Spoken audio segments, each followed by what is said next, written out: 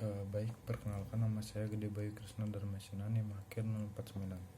Di sini saya akan menjelaskan materi kelima, yaitu utang luar negeri. Utang luar negeri adalah sebagian dari total utang suatu negara yang diperoleh dari para kreditor di luar negeri tersebut.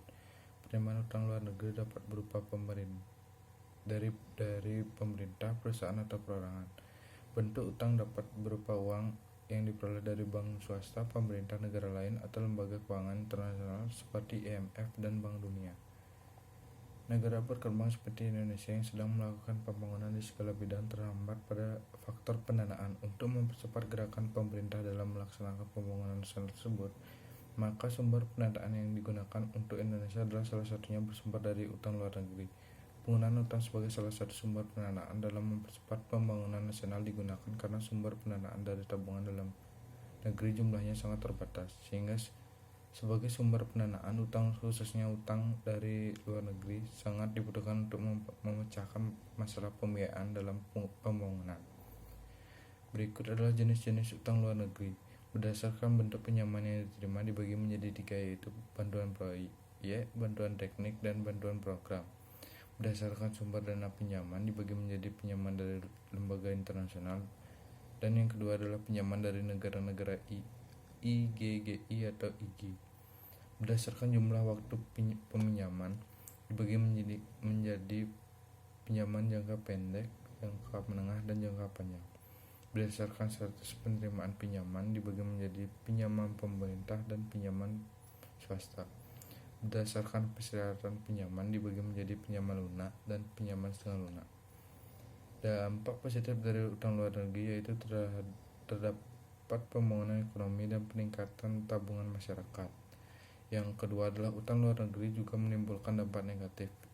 Hal ini dialami Indonesia pada saat terkena dampak krisis ekonomi pada 17 tahun yang lalu, 1997 sampai 1998. Pada saat itu nilai tukar rupiah mengalami pelemahan yang cukup dalam terhadap US dollar dan mata uang dunia lainnya. Yang keenam adalah neraca pembayaran Indonesia. Neraca pembayaran dirancang untuk merangkum transaksi finansial pelaku ekonomi secara keseluruhan dari suatu negara dengan perilaku ekonomi dari negara-negara lain, yang pada dasarnya terdiri dari 3 komponen, yaitu neraca transaksi berjalan, neraca modal, dan neraca tunai. Yang pertama adalah komponen neraca pembayaran, ialah negara transaksi berjalan, yaitu suatu negara yang berfokus pada transaksi ekspor dan impor barang maupun jasa, pendapatan, investasi, pembayaran cicilan dan pokok utang luar negeri, serta saldo kiriman dan transfer uang dari dan ke luar negeri, baik yang dilakukan oleh pemerintah maupun pihak swasta.